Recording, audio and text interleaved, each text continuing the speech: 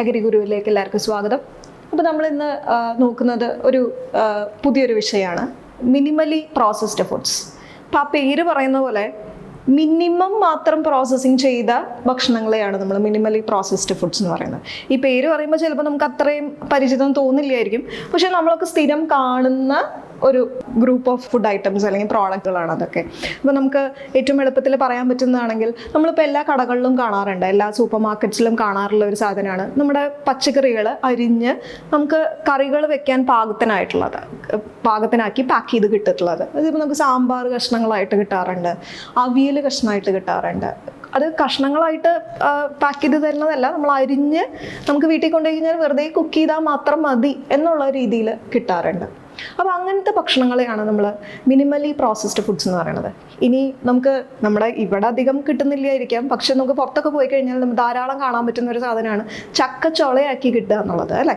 ചക്ക മുഴുവൻ വൃത്തിയാക്കി അതിൻ്റെ ചുള മാത്രമാക്കി കഴിക്കാൻ പാകത്തിന്, അല്ലെങ്കിൽ നമുക്ക് തോരൻ വെക്കാൻ പാകത്തിന് ആക്കി കിട്ടുന്ന നമ്മൾ പലതരം ഭംഗിയിലുള്ള പാക്കറ്റുകളിലാക്കി നമുക്ക് കിട്ടാറുണ്ട്. ഇനി നമ്മുടെ ഈ വാഴപ്പൂവ് അല്ലെങ്കിൽ കൊപ്ര എന്നൊക്കെ പറയുന്ന സാധനം, അല്ലേ? അതും നമുക്ക് ഉപയോഗിക്കാൻ ബുദ്ധിമുട്ടാണ്. അപ്പോൾ അത് ഉപയോഗിക്കാൻ അറിയാത്ത ആളുകളും ഉണ്ട്. അതും ഈ പറഞ്ഞ പോലെ അരിഞ്ഞ് നമുക്ക് തോരനാക്കി പാകത്തിന് കിട്ടുന്ന രീതി. അതുപോലെ ഇടിയൻ ചക്ക, അതൊക്കെ നമുക്ക് ഉപയോഗിക്കാൻ അറിയാത്ത ആളുകൾ, സമയമില്ലാത്ത ആളുകളുണ്ടാവും. അപ്പോൾ അവർക്ക് അത് ഉപയോഗിക്കാൻ എളുപ്പത്തിന് അത് അരിഞ്ഞ് അത് എന്താ പറയുക ഒന്ന് വേവിച്ച് ഇടിച്ച് പാക്ക് ചെയ്ത് കൊടുക്കുന്നത്. അപ്പോൾ വീട്ടിൽ കൊണ്ടു കഴിഞ്ഞാൽ വെറുതെ ഒന്ന് എന്താ പറയുക കടുക് പൊട്ടിച്ചാൽ മാത്രം മതി എന്നുള്ള രീതിക്ക്. അപ്പോൾ ഇങ്ങനെ ഉള്ള ചെറിയ ചെറിയ പ്രോസസ്സിങ്, കാര്യമായിട്ടുള്ള പ്രോസസ്സിങ് അല്ല, ചെറിയ പ്രോസസ്സിങ് വഴി നമുക്ക് ഒരു ഉൽപ്പന്നം ആളുകളിലേക്ക് എത്തിക്കുന്ന ഒരു രീതിയാണ് നമ്മൾ മിനിമലി പ്രോസസ്ഡ് ഫുഡ്സ് എന്ന് പറയുന്നത്. ഇങ്ങനെ ചെയ്യുന്നതുകൊണ്ട് എന്താ ഗുണം എന്നുള്ളതായിരിക്കും നമ്മൾ ആലോചിക്കുന്നുണ്ടാവുക, അല്ലേ? അപ്പോൾ അതിൻ്റെ ഗുണം എന്ന് പറയുന്നത് നമുക്ക് നഷ്ടമായി പോകാവുന്ന ഒരു സാധനത്തിനെ ഉപയോഗപ്പെടുത്താനുള്ള ഒരു രീതിയാണത്. അതായത് ഇപ്പം നിറയെ ഇടിഞ്ചൊക്കെ ഉണ്ട്, അത് ഒറ്റയടിക്ക് നമുക്ക് ഉപയോഗിക്കാൻ പറ്റണമെന്നില്ല.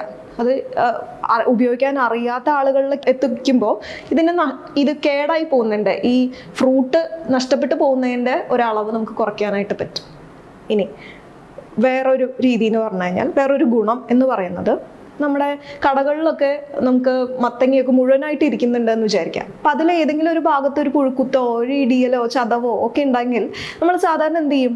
ആ മത്തങ്ങ നമ്മൾ വാങ്ങില്ല, വേറെ ഏതെങ്കിലും ഒരു ഈവൻ നമ്മൾ അതിൽ നിന്ന് ഒരു പീസ് കട്ട് ചെയ്ത് ചെറിയൊരു പീസ് കട്ട് ചെയ്ത് വാങ്ങണമെന്നുണ്ടെങ്കിലും നമ്മൾ പറയും ഇല്ല, അതിൽ ഇടിച്ച് ചതഞ്ഞിട്ടുണ്ട്, അത് വേണ്ട, വേറൊരു കഷ്ണം എടുക്കാം, വേറൊരെണ്ണത്തിൽ നിന്ന് എടുക്കാം എന്ന് നമ്മൾ പറയും.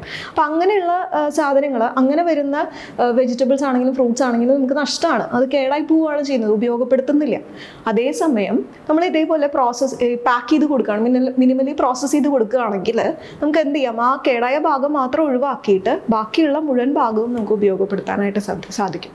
അപ്പോൾ ഈ മിനിമലി പ്രോസസ്ഡ് ഫുഡ് കൊണ്ട് നമുക്ക് അതിൻ്റെ എന്താ പറയുക ഫ്രഷ്നെസ് നമുക്ക് നഷ്ടപ്പെടുന്നില്ല, ഫ്രഷായിട്ട് തന്നെയാണ് നമ്മൾ അതിനെ പാക്ക് ചെയ്ത് കൊടുക്കുന്നത്. പക്ഷെ അതിൻ്റെ ഒരു പ്രത്യേകത എന്ന് പറയുന്നത്, അതിനെ നമ്മൾ വൃത്തിയാക്കി അതിലെ കേടുപാടുകളൊക്കെ കളഞ്ഞ് അതിൻ്റെ ഉള്ളിലത്തെ ഭാഗങ്ങൾ, അല്ലെങ്കിൽ ഇത് ചീഞ്ഞു പോകാൻ സാധ്യതയുള്ള ഭാഗങ്ങളൊക്കെ കളഞ്ഞ് വൃത്തിയാക്കി പാക്ക് ചെയ്ത് കൊടുക്കുന്ന ആ ഒരു പ്രക്രിയനെയാണ് നമ്മൾ പറയുന്നത് minimally processed foods. Thank you.